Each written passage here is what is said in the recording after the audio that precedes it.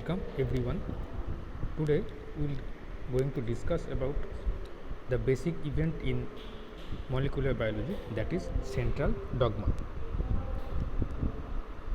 Central dogma. Central dogma is a process that is found, or the basic incident that found in molecular biology. This central dogma was proposed by Francis Crick, and according to this process, this central dogma states that the genetic information flows from one molecule to another molecule. So that is, central dogma is basically involved in the flow of genetic information.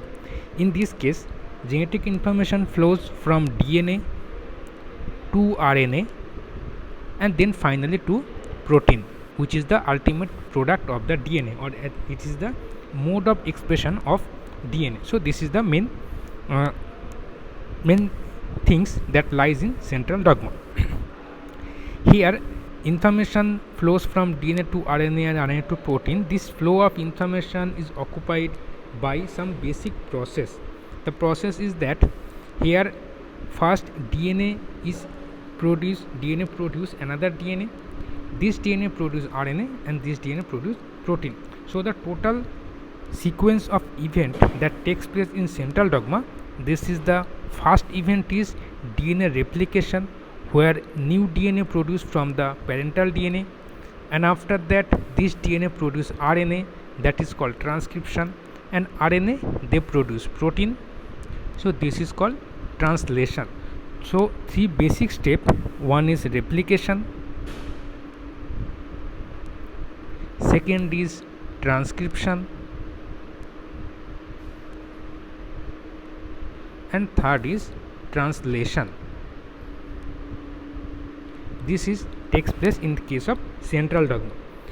There is also some exception is present, where in some viruses where RNA is the genetic material, so in that case additional process is going on, that is called reverse transcriptase or reverse transcription. Reverse transcription is additional process that is going in case of some viruses, where RNA it first produce DNA, this DNA again produce RNA, and this RNA produce protein. So these are two basic sequence that can be found in central dogma. Now let's discuss about each and every process individually. So first we start from the process DNA replication. So let's make the heading DNA replication. DNA replication. In case of DNA replication, this replication means copying of DNA from parental DNA. That means one DNA they produce their offspring DNA or produce another DNA, which is again further going on to the further process. And the mode of copying of DNA, this is semi-conservative mode. Semi-conservative mode is found in DNA copying mechanism. Here semi-conservative mode means when in new DNA one strand is new strand and other strand is old strand. That means in case of new double stranded DNA, some information is still present in the new DNA, and some information or some DNA molecule again newly produced. So this is a mixed form of DNA molecule that can be found. So that is why they are termed as semi-conservative mode of DNA replication. So the replication process is always semi-conservative mode, and this semi-conservative mode was proposed by Watson and Crick. Watson and Crick first proposed that DNA replication is semi-conservative. But as the experiment of Michelson and Stahl, it actually proves this semi-conservative model. So the proof of DNA replication is semi-conservative is done by Michelson and Stahl.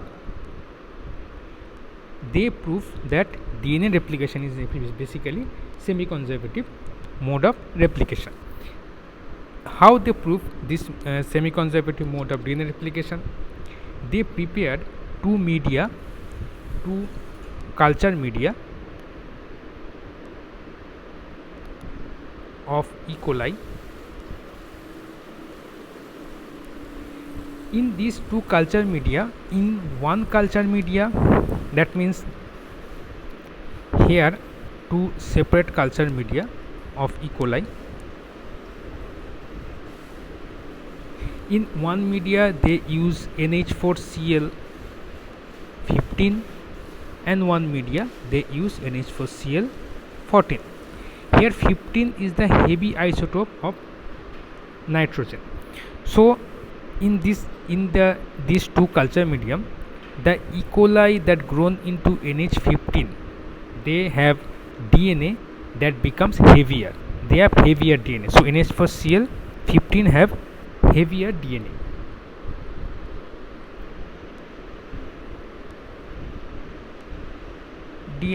And NH4Cl15 have lighter DNA. And they separate this heavier DNA and lighter DNA by a centrifugation process which is called cesium chloride density gradient centrifugation. Cesium chloride density gradient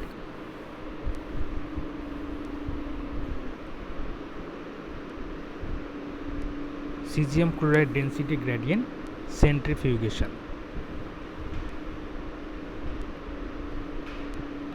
In this way they separate N15 and N14 DNA. After what they did, they took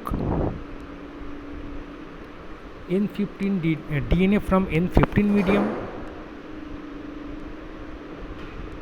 and transferred to N14 medium, and after that they wait, or they still allow the replication process for the first generation. Then after one generation,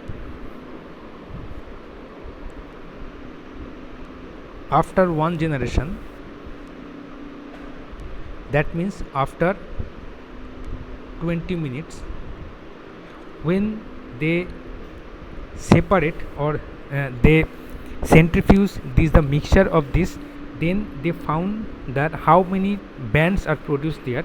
So they found that a band is produced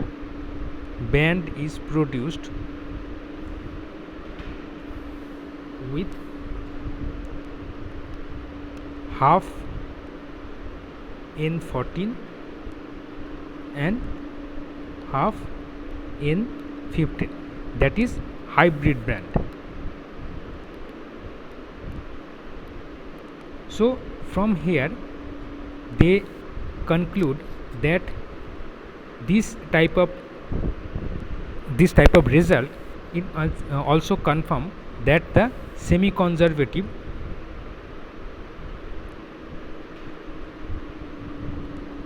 mode of